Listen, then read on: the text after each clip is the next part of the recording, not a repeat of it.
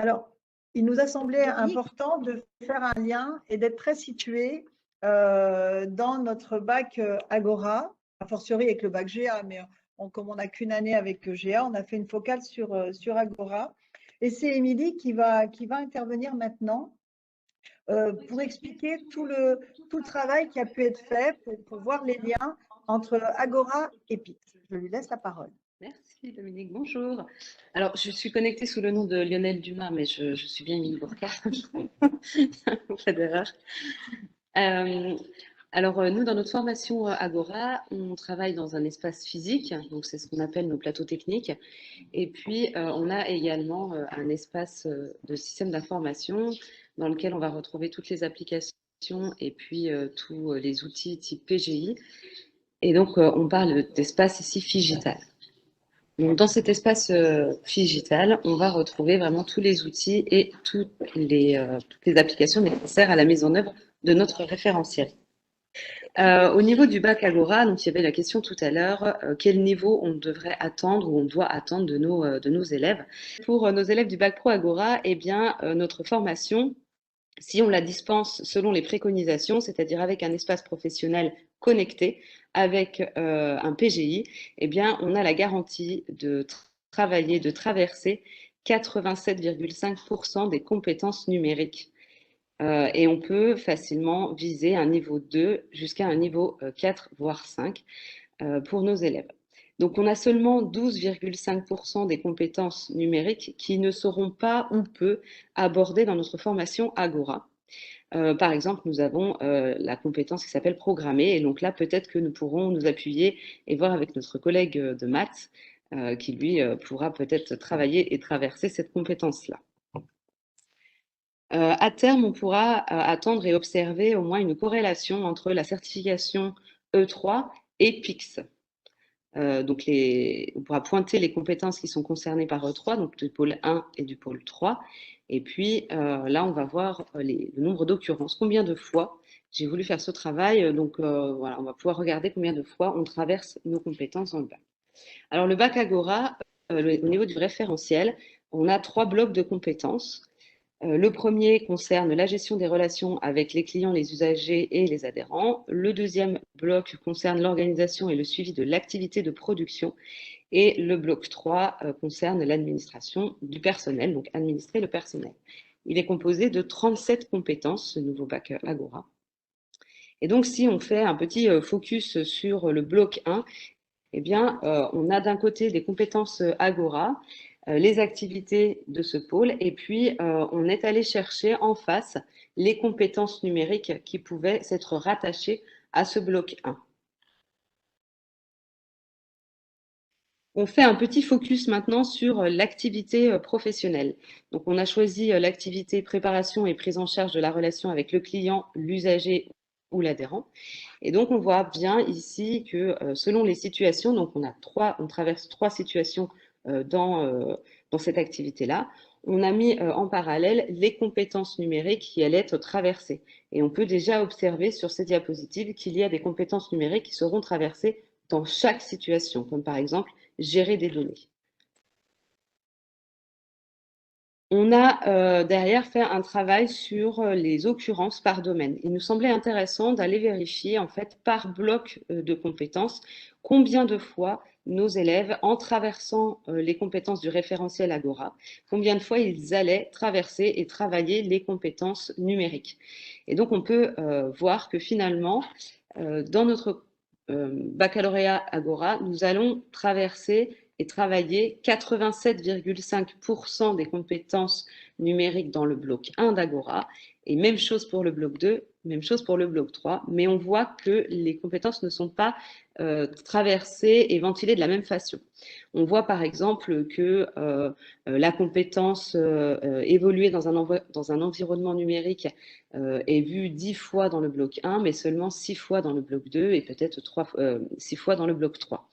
On voit également qu'on a des compétences qui ne sont pas du tout traversées en mettant en œuvre les compétences Agora, comme par exemple la compétence programmer. Et puis d'autres qui ne sont que très peu traversées, comme résoudre des problèmes techniques. On voit du coup que les compétences, si on les classe par nombre d'occurrences, on voit que tout ce qui est information et données dans ce domaine-là, on voit bien qu'on traverse 34 fois ou 23 fois ces compétences en mettant en œuvre le bac Agora. Et donc, on voit que là, on est bien dans le cœur des compétences de notre diplôme. On est vraiment sur des compétences métiers. Et je vais continuer en donnant la parole à Lionel. Merci pour votre attention.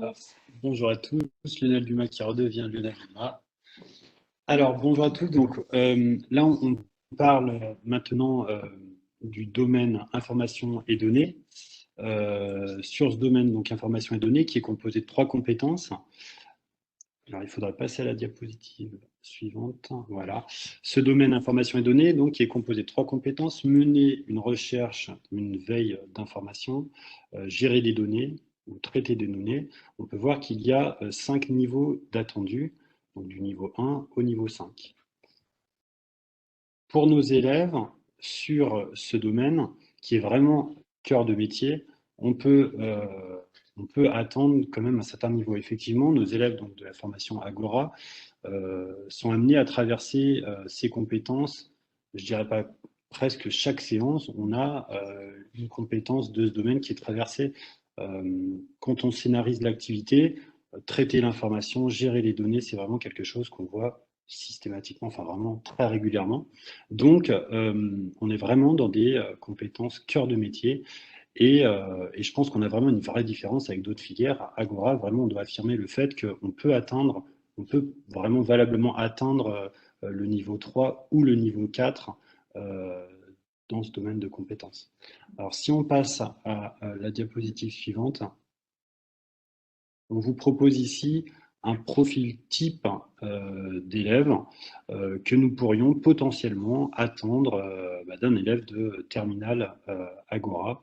Donc on voit que dans la quasi-totalité des domaines, on peut se positionner au niveau 3, parfois au niveau 4, mais il n'y a que certains domaines effectivement où là on va avoir moins de facilité à traverser, mais c'est vraiment très partiellement pour, par exemple, programmer, tu en as parlé, Émilie, tout à l'heure, ou sur la protection de données, où là, on va avoir moins d'occurrences sur ce genre de compétences.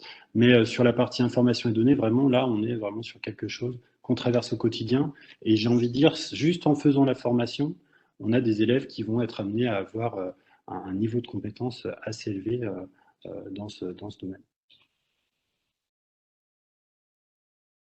Donc, je reprends la parole et la suite pour compléter ce que dit Lionel. On vous propose ce profil type d'élève aujourd'hui parce que dans le temps, vous allez voir arriver des élèves qui vont être de plus en plus compétents parce qu'ils auront travaillé dès l'entrée au collège, voire même en école primaire. Et du coup, ils auront déjà atteint des niveaux un niveau de certification à la fin de la 3e. Donc, ça veut dire que plus le CRCN va s'installer, plus on va voir arriver des jeunes pour lesquels ce travail va être aisé. Alors, pour qu'il y ait ce travail sur l'ensemble des compétences et permettre aux élèves d'être certifiés sur toutes les compétences proposées par le CRCN, ça implique un enjeu de coordination des apprentissages et bien sûr une mise en place d'une stratégie de formation qui doit être partagée. Donc ici à l'écran, on vous a affiché un outil qui a été développé par un établissement de l'Académie de Lyon et qui propose ainsi de visualiser à l'ensemble de l'équipe pédagogique quels sont les apprentissages qui sont proposés aux élèves, les apprentissages numériques proposés aux élèves dans le cadre disciplinaire. Et voilà donc un exemple de répartition du travail. Alors, maintenant, il nous reste à vous présenter les principes de la certification PICS. C'est une méthode d'évaluation qui prend appui sur le positionnement du candidat. Il ne peut y avoir certification que lorsque le candidat a déjà eu un positionnement sur l'ensemble des compétences. Et le niveau de certification qui va être proposé au candidat est totalement corrélé à la réussite aux exercices qu'il a réalisés. Donc, s'il a un niveau, atteint un niveau 5 sur certains domaines, eh bien, on va lui proposer des exercices de certification de niveau 5. Et donc, cette évaluation se fait sur chaque compétence et le positionnement final sur une compétence dépend du nombre d'épreuves, bien sûr, réussies lors du test de certification. Il y a 3 solutions. Soit la compétence est validée au niveau atteint lors du positionnement, soit elle est validée au niveau immédiatement supérieur parce qu'il y a eu progression du candidat, soit il échoue et dans ce cas, la compétence est invalidée. Sur toute la certification, si le candidat échoue à plus de la moitié des épreuves posées pendant le test de certification, alors la certification est invalidée. Donc 16 compétences. Si le candidat échoue à plus de 8, le test est invalidé. Donc, je répète, parce que ça c'est vraiment important, les épreuves posées lors du test sont des variantes de celles réussies lors du test de positionnement. Et une dernière chose, le profil de certification qui va émerger ne prend en compte que les acquis des compétences supérieures ou égales à 1.